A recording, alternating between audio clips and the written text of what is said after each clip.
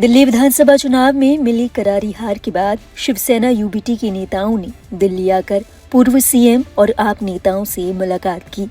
इस मुलाकात के बाद आदित्य ठाकरे ने मीडिया के सामने बड़ा आरोप लगाते हुए कहा कि अब देश में चुनाव निष्पक्ष नहीं हो रहे।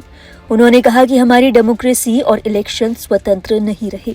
जब मीडिया की ओर से आदित्य ठाकरे को दिल्ली आने का कारण पूछा गया तो उन्होंने कहा कि बात साफ है कि सरकारें आती जाती रहेंगी, लेकिन रिश्ता ऐसे ही चलता रहेगा।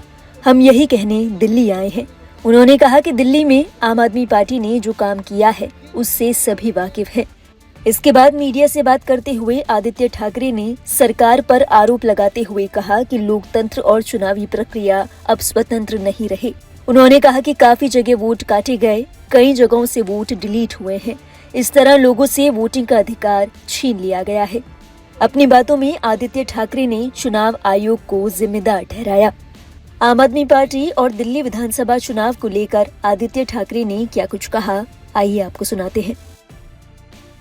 आज अरविंद केजरीवाल साहब से मुलाकात हुई और शिवसेना उद्धव बाला साहब ठाकरे पार्टी के जो मन में है, जो दिल में है, वो साफ बात है कि सरकारें आते जाती रहती है, फिर आएगी, लेकिन रिश्ता तो ऐसे ही चलता रहेगा।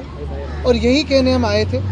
उन्होंने जो पिछले 10 सालों में दिल्ली में जो काम किया है वो सारी जनता जानती है। ये जो चुनाव हुआ उसमें चुनाव का बहुत बड़ा हाथ था, आशीर्वाद था, और भाजपा ने चुनाव आयोग के तो आभार मानने ही ज़रूरी है। लेकिन यही बात है, कल जैसे मेरी राहुल जी से बात हुई, आज अरविंद जी से बात हुई कि इंडिया गठबंधन हो या फिर हम सारी पार्टीज़ हो, कहीं ना कहीं हमें ये सोचना ज़रूरी है कि अभी अगला स्टेप क्या है, क्योंकि हमारी डेमोक्रेसी फ्री एंड फेयर नहीं रही है, इलेक्शंस फ्री एंड फेयर नहीं रहे। तो लड़ते तो रहेंगे, देश के हित में लड़ते रहेंगे।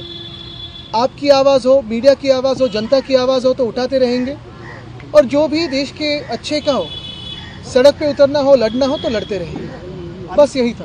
लेकिन आपको नहीं लगता जो आपसी कन्फ्लिक्ट था उसका नुकसान भी जो है हुआ है, और दोनों ही पक्षों की? देखिए, काफ़ी सारी इसकी एनालिसिस हो सकती है, होगी भी, दोनों पार्टी अपनी अपनी एनालिसिस रखेगी, लेकिन हमारी तरफ से जो रिश्ता है वो रहेगा, जो दोस्ती है वो तो रहेगी। इसके आगे मैं कहना चाहता हूँ कि जो काफ़ी सारी जगहों में वोट्स काटे गए थे, जो वोट्स डिलीट हुए थे, उस पर भी कभी ना कभी विचार करना ज़रूरी है, क्योंकि वो वोटिंग का अधिकार लोगों से छीना गया था, वो चुनाव आयोग ने छीना है, तो उस पर भी विचार विमर्श होना जरूरी है। आदित्य जी, क्या इस इशू पे, वोटर डिलीशन एडिशन पे आपकी कोई चर्चा हुई दिल्ली महाराष्ट्र दोनों को लेके? देखिए, आज तो कर्टसी कॉल था, आज तो यही कहने आए थे कि रिश्ता तो ही जारी रहेगा। जाहिर सी बात है, स्वाभाविक है कि जब हम मिलते हैं तो इस बातों पे चर्चा होती है। इसके पहले भी फ़ोन पे भी हुई थी। अभी जो फ़ोन टैपिंग करते हैं वो तो सुनते ही होंगे, तो उनको पता भी होगा कि हम शायद क्या बात कर रहे हैं। लेकिन हमने ये भी कहा है कि इस पर स्टडी करके जो हम प्रश्न चिन्ह उठा रहे हैं, जैसे महाराष्ट्र में 47 लाख वोटर्स कहाँ से बढ़े हैं, 76 लाख वोट्स आखिरी समय के बाद किसने वोटिंग किया है, इसकी कोई वीडियो फुटेज है क्या, टोकन्स है क्या? चुनाव आयोग इस पर बात करने के लिए बिल्कुल तैयार नहीं है। और ये सारी बातें अगर आप देखें तो हरियाणा हो, उड़ीसा हो, दिल्ली हो, मध्य प्रदेश हो, महाराष्ट्र हो, सारी जगह कॉमन है। ये एक पैटर्न दिखने लगा है। तो हमारे देश में आज फ्री एंड फेयर इलेक्शंस होते नहीं है, इसी का ये सबूत है।